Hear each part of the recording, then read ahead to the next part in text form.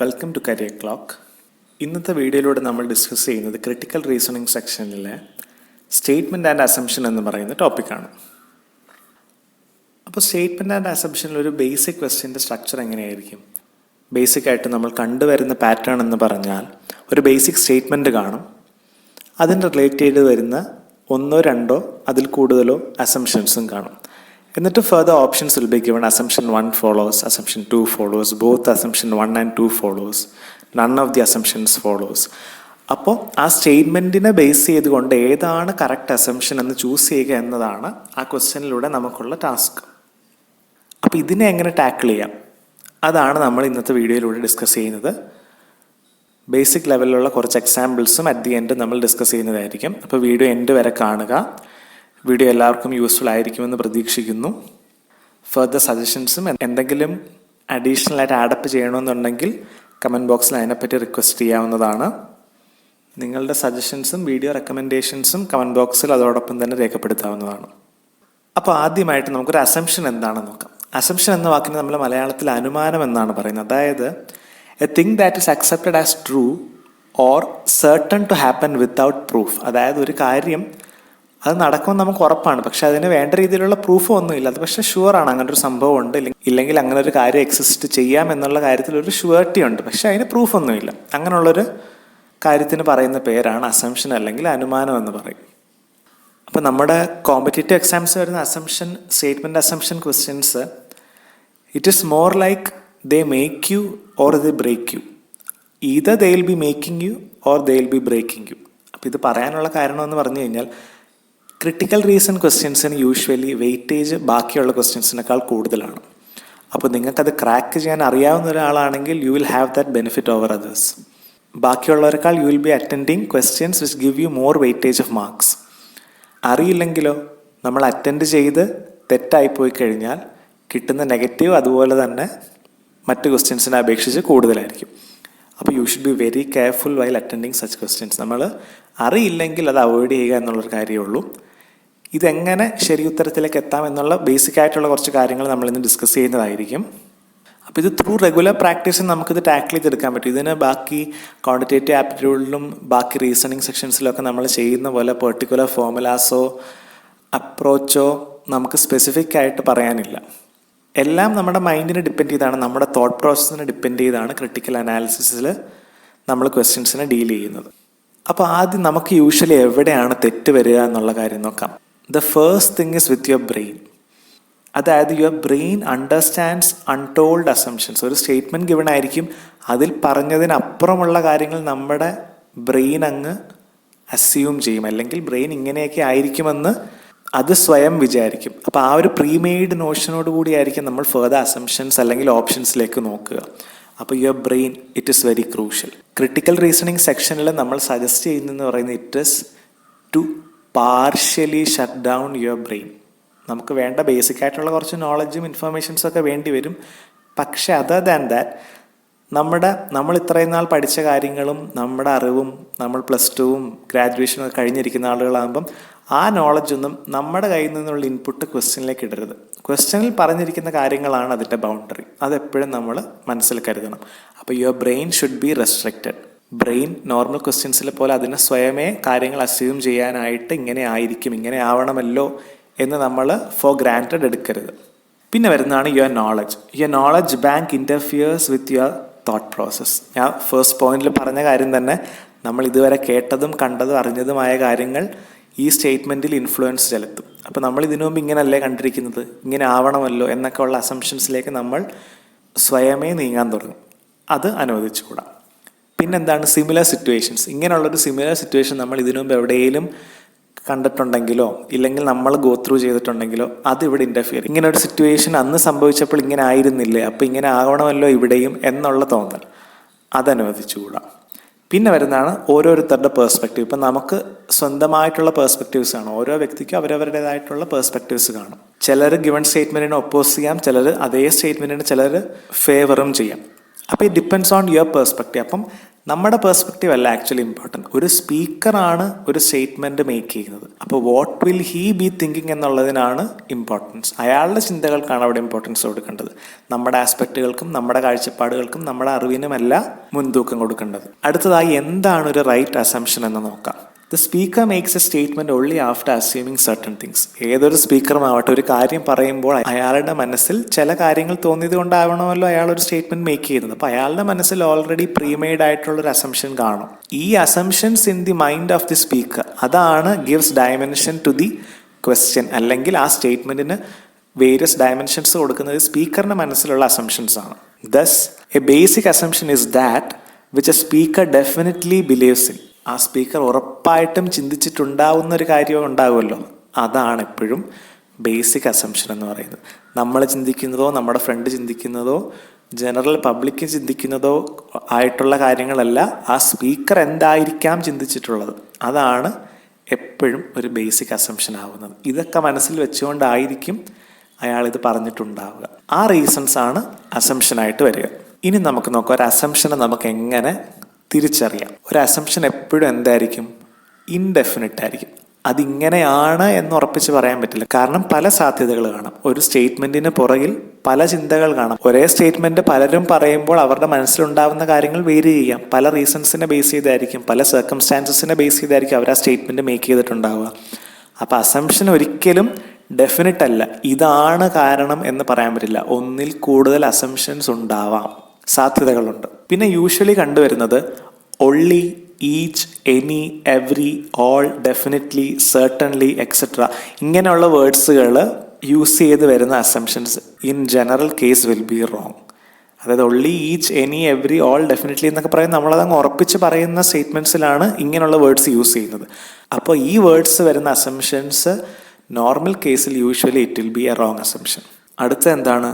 Some, to large extent, many, much ഇങ്ങനെയുള്ള words ഒക്കെ വരുന്ന assumptions usually they will be right, ശരിയായിട്ടുള്ള assumptions ആയിരിക്കും. കാരണം എന്താണ് പറഞ്ഞത്? Some, to a large extent, many, much എന്നൊക്കെ പറഞ്ഞാൽ സാധ്യതകളെ പറ്റിയാണ് പറയുന്നത്, അങ്ങനെയാണ് എന്ന് ഉറപ്പിച്ച് പറയുകയല്ല, ഇൻഡെഫിനിറ്റ് ആണ്. അപ്പോൾ അങ്ങനെയുള്ള വേർഡ്സ് യൂസ് ചെയ്ത് വരുന്ന അസംഷൻസ് ശരിയാവാനുള്ള സാധ്യതകൾ കൂടുതലാണ്. അടുത്തത് assumptions generally point towards A general good. Assumption എപ്പോഴും എന്തിനെ ബേസ് ചെയ്തായിരിക്കും? ഒരു ജനറൽ ഗുഡ് അല്ലെങ്കിൽ സൊസൈറ്റിയുടെ വെൽഫെയറിനെ മുന്നിൽ കണ്ടുകൊണ്ടായിരിക്കും ഒരു അസംഷൻ എപ്പോഴും ഉണ്ടാക്കുന്നത്. അല്ലാതെ പേഴ്സണൽ ചോയ്സോ വ്യക്തിപരമായ താല്പര്യങ്ങളൊന്നും മുൻനിർത്തി ആയിരിക്കില്ല നമ്മൾ അസംഷൻ ഉണ്ടാക്കുന്നത്. അപ്പോൾ എപ്പോഴും അസംഷൻ എന്തിനായിരിക്കും? ഒരു ജനറൽ ഗുഡിനെ സൂചിപ്പിക്കുന്നതായിരിക്കും ഒരു assumption. Next point, does not speak about past or future. പഴയ കാര്യങ്ങളെയോ ഇനി വരാൻ പോകുന്ന കാര്യങ്ങളെ പറ്റി അസംഷൻ ഒരിക്കലും പറയില്ല. അസംഷൻ ഇപ്പം നടക്കുന്ന കാര്യങ്ങളെ ബേസ് ചെയ്താണ് അസംഷൻസ് ഉണ്ടാക്കപ്പെടുന്നത്. അല്ലാതെ ഭാവിയിൽ അങ്ങനെ ആയിരിക്കും അല്ലെങ്കിൽ പണ്ട് അങ്ങനെ ആയിരുന്നു എന്നുള്ളതിനെ ബേസ് ചെയ്തല്ല നമ്മൾ ഒരിക്കലും ഒരു അസംഷൻ മേക്ക് ചെയ്യുന്നത്. അതായത് ഭാവിയും പിൻകാലവും ആയിട്ട് ഇതിനൊരു ബന്ധവുമില്ല. ഇപ്പോഴത്തെ സിറ്റുവേഷനുള്ള assumption it depends on the present situation. ഫ്യൂച്ചറിൽ വേറെ എന്തെങ്കിലും ആയിരിക്കും അതിനുള്ള അസംഷൻ. ഇതേ സ്റ്റേറ്റ്മെൻറ്റിന് ഫ്യൂച്ചറിൽ വരുന്ന അസംഷൻസ് വേറെ എന്തെങ്കിലും ആവാം. പിന്നെ വരുന്നതാണ് restatement is not a true assumption. അതായത് നമുക്ക് സ്റ്റേറ്റ്മെൻറ്റിൽ തന്നിരിക്കുന്ന അതേ കാര്യം വീണ്ടും സ്റ്റേറ്റ് ചെയ്ത് വെച്ചിട്ട് അത് അസംഷൻ ആണെന്ന് പറഞ്ഞു കഴിഞ്ഞാൽ അത് ശരിയല്ല. അസംഷൻ എപ്പോഴും ആ സ്റ്റേറ്റ്മെൻറ്റിൽ ഹിഡൻ ആയിട്ട് കിടക്കുന്ന സ്പീക്കറിൻ്റെ മൈൻഡിൽ മാത്രമുള്ളൊരു കാര്യമാണ് അസംഷൻ. അപ്പം അതേ സ്റ്റേറ്റ്മെൻറ്റ് റീസ്റ്റേറ്റ് ചെയ്ത് വെച്ച് കഴിഞ്ഞാൽ, അതേ സ്റ്റേറ്റ്മെൻറ്റ് വീണ്ടും എഴുതി വെച്ച് കഴിഞ്ഞാൽ അതൊരു ശരിയായ അസംഷൻ ആവില്ല. പിന്നെ വരുന്നതാണ് കമ്പാരിസൺസ് ആർ ഓൾവേസ് റോങ്. നമ്മൾ സിറ്റുവേഷൻസിനെ കമ്പയർ ചെയ്യും. അന്ന് ഇതേ സിറ്റുവേഷൻ അവിടെ സംഭവിച്ചപ്പോൾ ഇതായിരുന്നു അതിൻ്റെ അസംഷൻ, വേറൊരിടത്ത് സംഭവിച്ചപ്പോൾ ഇതായിരുന്നു അസംഷൻ. അപ്പോൾ ഈ കേസിൽ ഇതൊക്കെ ആയിരിക്കണം എന്ന് പറയുന്നതിൽ ഒരു ലോജിക്കില്ല. ഓരോ സിറ്റുവേഷൻ അനുസരിച്ച് ഓരോ സ്റ്റേറ്റ്മെൻറ്റിൻ്റെയും അസംഷൻസ് ഡിഫർ ചെയ്യും. അപ്പോൾ കമ്പാരിസൺ ഒരിക്കലും നടത്താൻ പാടില്ല. അപ്പോൾ ഈ ഫീച്ചേഴ്സ് മൈൻഡിൽ വെച്ചിട്ട് വേണം നമ്മൾ എപ്പോഴും ഒരു അസംഷൻ ചൂസ് ചെയ്തെടുക്കാനായിട്ട്. ഒരിക്കലും never take anything four granted. നമ്മുടേതായിട്ടുള്ള ഇൻപുട്സ് വളരെ ലിമിറ്റഡ് ആയിട്ടേ പ്രൊവൈഡ് ചെയ്യാവുള്ളൂ. നമ്മുടെ നോളജ് അതിലേക്ക് ഇൻപുട്ടായിട്ട് കൊടുക്കരുത്. ആ പറഞ്ഞിരിക്കുന്ന സ്റ്റേറ്റ്മെൻ്റ് ആയിരിക്കും ആ ക്വസ്റ്റ്യൻ്റെ ബൗണ്ടറി എന്ന് പറയുന്നത്. നമ്മളായിട്ട് കാര്യങ്ങൾ ചിന്തിച്ച് നമ്മുടെ എക്സ്പീരിയൻസ് അതിലേക്ക് ഇംപ്ലിമെൻറ്റ് ചെയ്യാൻ നോക്കരുത്. എപ്പോഴും ഒരു സ്പീക്കറിൻ്റെ സൈഡിൽ നിന്ന്, അതായത് ആ സ്റ്റേറ്റ്മെൻറ്റ് പറഞ്ഞ ആളുടെ മനസ്സിൽ എന്തായിരിക്കും എന്നുള്ള ആംഗിളിൽ വേണം ചിന്തിക്കാനായിട്ട്. കമ്പാരിസൺസ് പാടില്ല. അതേ സ്റ്റേറ്റ്മെൻറ്റ് വീണ്ടും റീസ്റ്റേറ്റ് ചെയ്ത് കഴിഞ്ഞാൽ അതൊരു അസംഷൻ ആവില്ല. പിന്നെ എപ്പോഴും ഒരു സോഷ്യൽ വെൽഫെയർ അല്ലെങ്കിൽ ജനറൽ ഗുഡിന് വേണ്ടിയിട്ടുള്ളതായിരിക്കണം എല്ലാ സ്റ്റേറ്റ്മെൻറ്റിന് പുറകിലുള്ള അസംഷൻ എന്ന് പറയുന്നത്. അപ്പോൾ ഈ കാര്യങ്ങൾ നമ്മൾ മനസ്സിൽ വെച്ച് സ്റ്റേറ്റ്മെൻറ്റ് വായിച്ചു കഴിഞ്ഞാൽ നമുക്ക് കറക്റ്റായിട്ട് അസംഷൻ എന്തായിരിക്കുമെന്ന് നമുക്ക് ഊഹിക്കാൻ പറ്റും. അപ്പോൾ ഈ പ്രോസസ്സ് എങ്ങനെ ടാക്കിൾ ചെയ്യാം? അപ്പോൾ നമ്മൾ ഇതുവരെ പറഞ്ഞ കാര്യങ്ങളെല്ലാം വളരെ വ്യക്തതയിൽ മനസ്സിൽ വെക്കണം. മനസ്സിൽ വെച്ചുകൊണ്ട് ക്വസ്റ്റ്യൻസിനെ അപ്രോച്ച് ചെയ്യണം. അതായത് ബേസിക് കൺസെപ്റ്റുകളെല്ലാം മനസ്സിലാക്കുക. എന്താണ് നമ്മളിൽ നിന്ന് ആ ക്വസ്റ്റ്യനിലൂടെ എക്സ്പെക്ട് ചെയ്യുന്നത്? അത് ഞാൻ നേരത്തെ പറഞ്ഞു.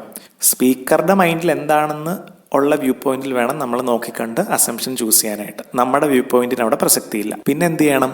ഇതിനിപ്പോൾ ഒരു ജനറലൈസ് ചെയ്തൊരു ഫോർമുല നമുക്ക് പറയാൻ പറ്റില്ല. അപ്പോൾ എന്താ ചെയ്യേണ്ടത്? ഇത്രയും പറഞ്ഞ കാര്യങ്ങൾ മനസ്സിൽ വെച്ചുകൊണ്ട് സോൾവ്ഡ് ആയിട്ടുള്ള ക്വസ്റ്റ്യൻസ് കളക്ട് ചെയ്ത് അതിലൊരു സ്റ്റഡി നടത്തുക. അപ്പോൾ ഇക്കാര്യങ്ങൾ മനസ്സിൽ കിടക്കുമ്പോൾ നമുക്ക് ഓരോന്നിനും മനസ്സിലാകും, ഇതുകൊണ്ടാണ് ഇതിൻ്റെ അസംഷൻ, ഈ സ്റ്റേറ്റ്മെൻറ്റിൻ്റെ അസംഷൻ ഇതായിട്ട് വന്നത് എന്ന് നമുക്ക് വ്യക്തമായിട്ട് മനസ്സിലാക്കാൻ പറ്റും.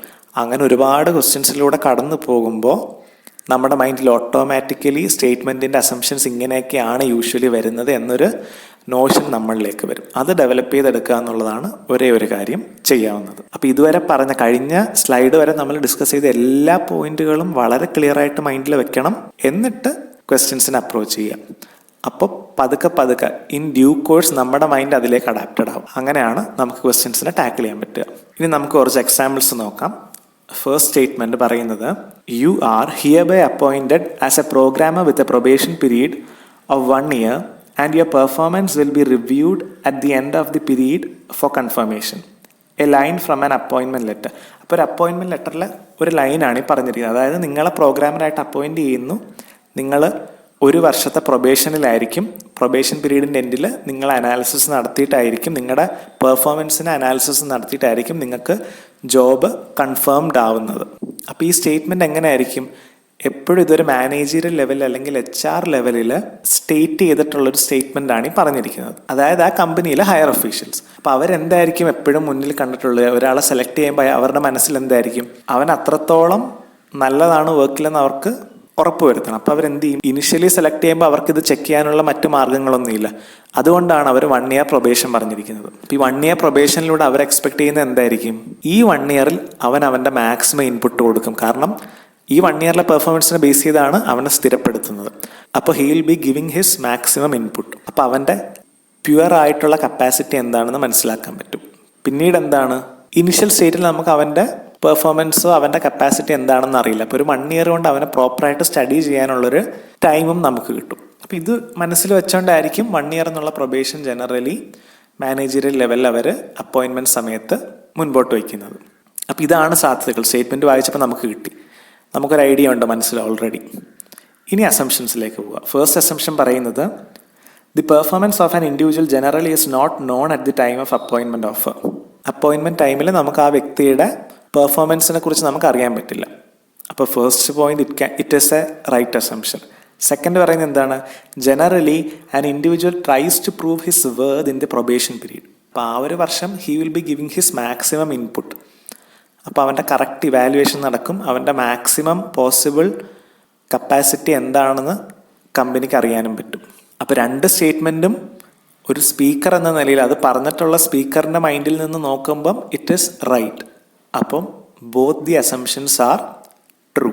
അടുത്ത സ്റ്റേറ്റ്മെൻറ്റ് പറയുന്നത്, it is desirable to put the child in school at the age of 5 or so.